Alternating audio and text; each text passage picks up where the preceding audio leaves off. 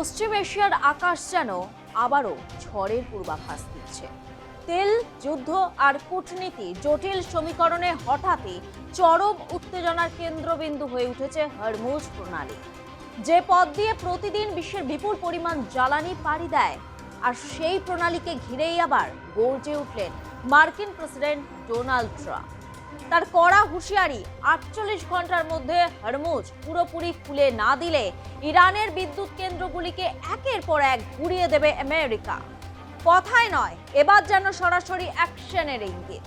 সমাজ মাধ্যমে দেওয়া বার্তায় ট্রাম্প স্পষ্ট জানিয়ে দেন, সময়সীমা বেঁধে দেওয়া হয়েছে 48 ঘন্টা। এর মধ্যে ইরান যদি হরমুজ প্রণালী সম্পূর্ণভাবে খুলে না দেয়, তাহলে আমেরিকা নতুন করে সামরিক অভিযান শুরু করবে। আর সেই অভিযানের প্রথম নিশানা হবে ইরানের বৃহত্তম বিদ্যুৎ কেন্দ্র। এরপর ছোট বড় সব বিদ্যুৎ পরিকাঠামো ধ্বংস করা হবে, এমনটাই সাফ জানিয়ে দেন তিনি। তার এই ঘোষণার পর থেকে আন্তর্জাতিক মহলে উদ্বেগ চরমে উঠেছে, কারণ এটি শুধু হুমকি নয়, বরং যুদ্ধের আরও ভয়াবহ রূপ নেওয়ার সম্ভাবনা রয়েছে। কিন্তু আশ্চর্যের বিষয় হলো, এই হুঁশিয়ারিতে কার্যত আমলে দিচ্ছে না তেহরান। ইরানের নতুন শক্তিশালী মুখ মুস্তাফা খামেনি ইতিমধ্যে স্পষ্ট করে দিয়েছেন, হরমুজ প্রণালী অবরুদ্ধ রাখার সিদ্ধান্ত থেকে তারা এক চুলও সরে আসবেন না, বরং এই অবরোধই তাদের কৌশল, যার মাধ্যমে গোটা বিশ্বের উপর চাপ বাড়ানো সম্ভব। অর্থাৎ ট্রাম্প যতই হুমকি বাড়ান না কেন, ইরান আপাতত নতি স্বীকারের কোনো লক্ষণ দেখাচ্ছে না। এই সংঘর্ষের পটভূমিও কম নাটকীয় নয়। গত 28 ফেব্রুয়ারি আমেরিকা ও ইসরায়েলের যৌথ আক্রমণে কেঁপে ওঠে ইরান। সেই হামলায় নিহত হন ইরানের সর্বোচ্চ ধর্মীয় নেতা আলী আয়াতুল্লাহ খামেনি, যা পরিস্থিতিকে আরো বিস্ফোরক করে তোলে। এরপর থেকে শুরু হয় পাল্টা আঘাতের পালা। ইরান পশ্চিম এশিয়া জুড়ে ছড়িয়ে থাকা মার্কিন ঘাঁটিগুলিকে লক্ষ্য করে হামলা চালাতে থাকে। একাধিক সামরিক স্থাপনা ক্ষতিগ্রস্ত হয়, ধ্বংস হয় আধুনিক যুদ্ধ বিমান ও জ্বালানি ট্যাঙ্কার। সবচেয়ে বড় পদক্ষেপ হিসেবে ইরান কার্যত বন্ধ করে দেয় হরমুজ প্রণালী, যা বিশ্বের জ্বালানি সরবরাহের অন্যতম প্রধান শিরা। এর ফলে আন্তর্জাতিক বাজারে তেলের দাম বহু করে বাড়তে শুরু করে। ব্যারেল পিছু $100 ছাড়িয়ে যায়। শুধু অর্থনীতি নয়, বিশ্ব রাজনীতিতেও এর গভীর প্রভাব পড়তে শুরু করে। জাপান, ইউরোপ সহ একাধিক দেশ উদ্বেগ প্রকাশ করে, কারণ এই প্রণালী বন্ধ থাকলে তাদের জ্বালানি নিরাপত্তা মারাত্মকভাবে বিঘ্নিত হয়। তবে ইরান কৌশলগতভাবে কিছু দেশকে, বিশেষ করে ভারতকে আংশিক ছাড়পত্র দিয়েছে। ভারতীয় পণ্যবাহী জাহাজ কিছুটা দেরিতে হলেও হরমুজ পেরোনোর অনুমতি পেয়েছে।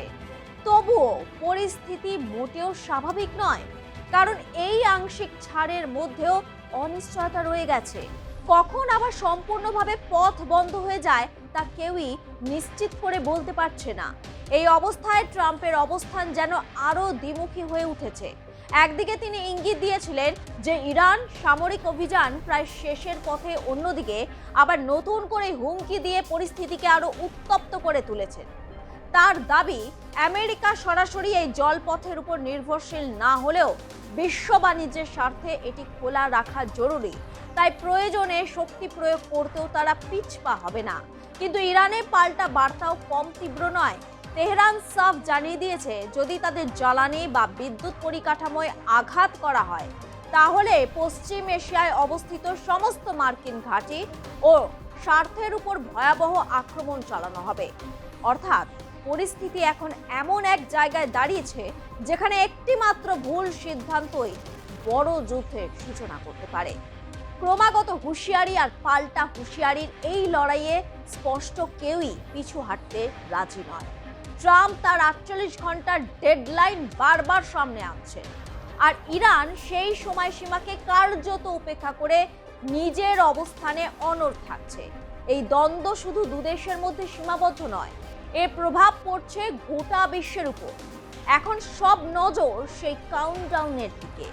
সময় যত গড়াচ্ছে ততই বাড়ছে উৎকণ্ঠা। হরমুজ কি খুলবে, নাকি শুরু হবে আরো ভয়াবহ আক্রমণ? কূটনীতির দরজা কি শেষ মুহূর্তে খুলবে, নাকি যুদ্ধই শেষ কথা বলবে? এই প্রশ্নগুলো উত্তর এখনো অজানা। তবে একটা বিষয় স্পষ্ট, এই লড়াই আর শুধু সীমান্তে সীমাবদ্ধ নেই, এটি এখন বিশ্ব রাজনীতি, অর্থনীতি ও শক্তি এক বৃহৎ সংঘর্ষে পরিণত হয়েছে। আর সেই সংঘর্ষের কেন্দ্রেই দাঁড়িয়ে আছে হরমুজ, যার উপর নির্ভর করছে আগামী দিনের দিশা।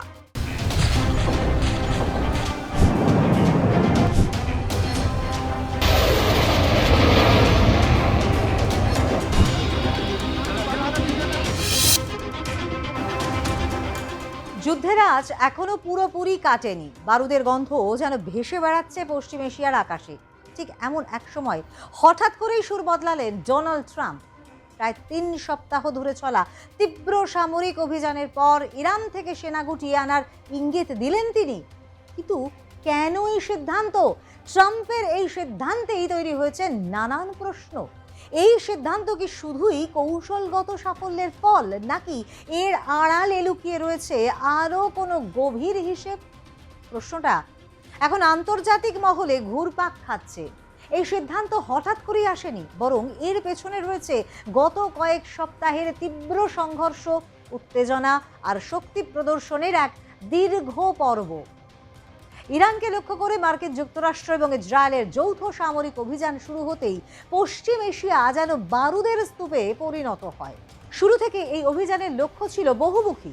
ইরানের ক্ষেপণাস্ত্র কর্মসূচিকে ধ্বংস করা, প্রতিরক্ষা শিল্পের ভিত কাঁপিয়ে দেওয়া, নৌ এবং বিমান শক্তিকে নিষ্ক্রিয় করে ফেলা, তাদের পারমাণবিক কার্যকলাপের সম্ভাবনা রুদ্ধ করা এবং একই সঙ্গে আমেরিকার বন্ধুদের নিরাপত্তা নিশ্চিত করা।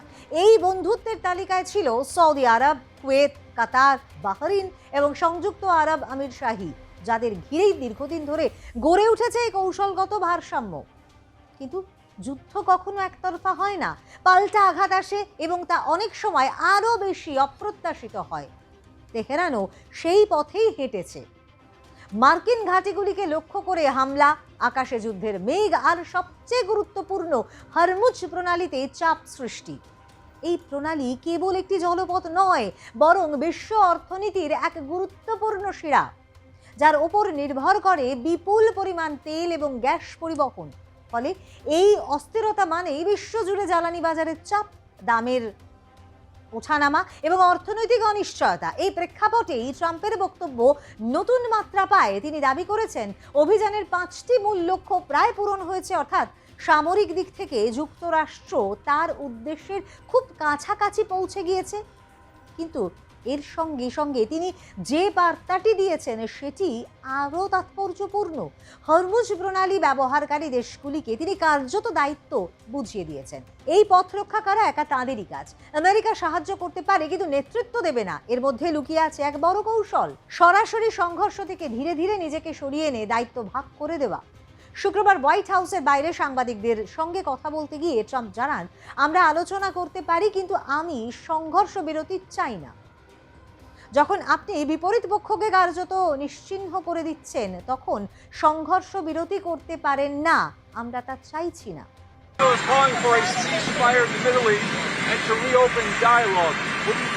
Well, look, we can have dialogue, but I don't want to do a ceasefire.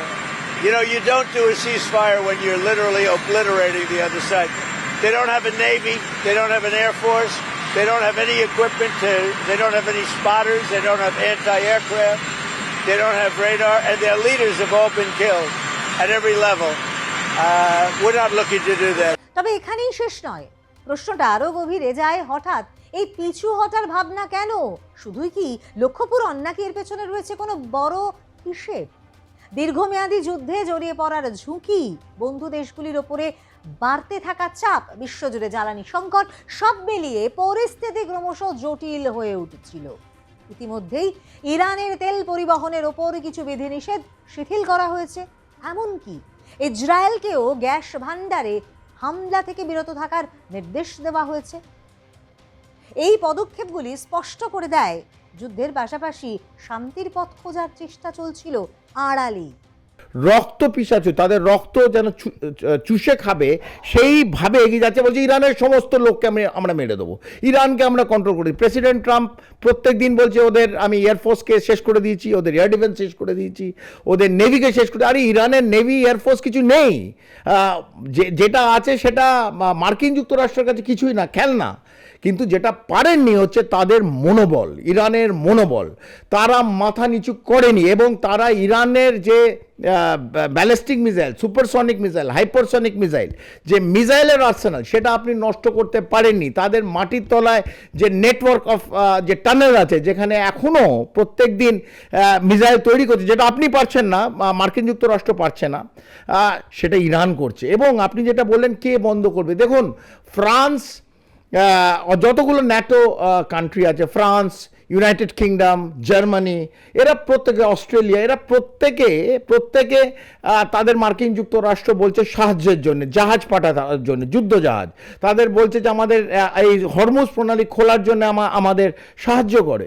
প্রথমে না করেছিল, কিন্তু গতকাল আমরা দেখলাম এমানুয়েল ম্যাক্রন, ফ্রান্স এবং ইউনাইটেড কিংডমের প্রাইম মিনিস্টার কেয়ার স্টারমার, তারা কিন্তু ইতিমধ্যে বলছে যে আমরা একত্রিত করে হরমুজ প্রণালীর খোলার ব্যবস্থা করব। এই কেন বলল? এতদিন যখন 168টা বাচ্চা কন্যাকে বোম মেরে মার্কিন যুক্তরাষ্ট্র শেষ করে দিল, যারা স্কুলে পড়তে গেছিল ইরানে, সেদিন কিন্তু কোনো কন্ডোলেন্স মেসেজ এদের থেকে পাওয়া যায়নি। যখন সাধারণ ইরানের নাগরিক তাদের মেরে ছিন্ন ভিন্ন করে দিল এবং বাড়িগুলো শেষ করে দিল, কোনো কন্ডোলেন্স মেসেজ এই ন্যাটো অথবা ইউরোপিয়ান ইউনিয়ন থেকে পায়নি। যেদিন 1 ঘন্টার মধ্যে যুদ্ধ শুরু হলো 28শে ফেব্রুয়ারি, যেদিন একজন 86 বছরের ফ্রেল, মানে খুব দুর্বল এক শিয়া লিডার, তাদের সুপ্রিমো আয়াতুল্লাহ খামেনি এবং তার পরিবারকে বোম মেরে শেষ করে দিল, 30টা বোম মেরেছিল ওই বাড়িতে। এই ফ্রান্স, ইউনাইটেড কিংডম, জার্মানি, তাদের থেকে কোনো কন্ডোলেন্স মেসেজ আসেনি।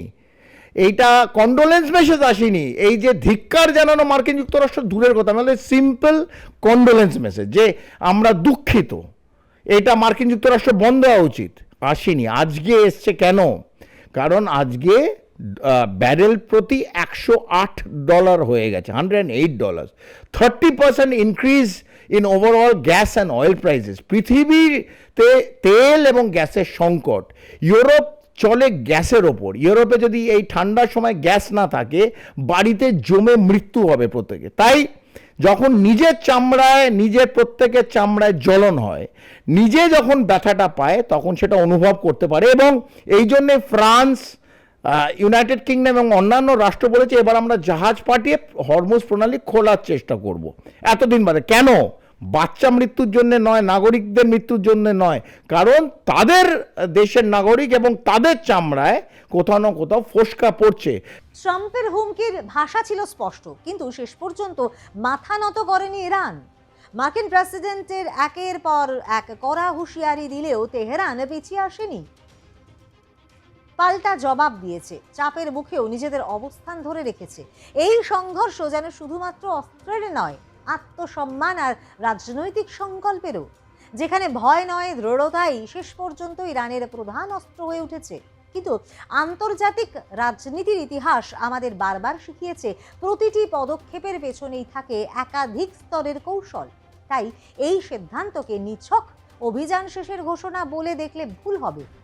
এটি হয়তো এক নতুন খেলার শুরু, যেখানে সরাসরি সংঘর্ষের বদলে কূটনীতি এবং প্রভাব বিস্তারের মাধ্যমে নিজেদের অবস্থান মজবুত করতে চাইছে যুক্তরাষ্ট্র।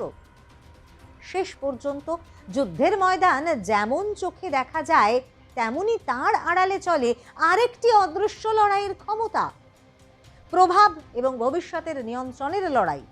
ডোনাল্ড ট্রাম্পের এই ঘোষণা সেই অদৃশ্য লড়াইয়েরই এক ইঙ্গিত। হয়তো সত্যি কি শেষ হতে চলেছে এই সংঘর্ষ, নাকি এটি কেবল এক বিরতি? তার উত্তর তো সময় দেবে। তবে এটুকুনি নিশ্চিত, পশ্চিম এশিয়ার আকাশে যে উত্তেজনার মেঘ জমেছে তা এখনো পুরোপুরি কাটেনি, বরং হয়তো আরো বড় কোনো ঝড়ের আগাম বার্তাও হতে পারে।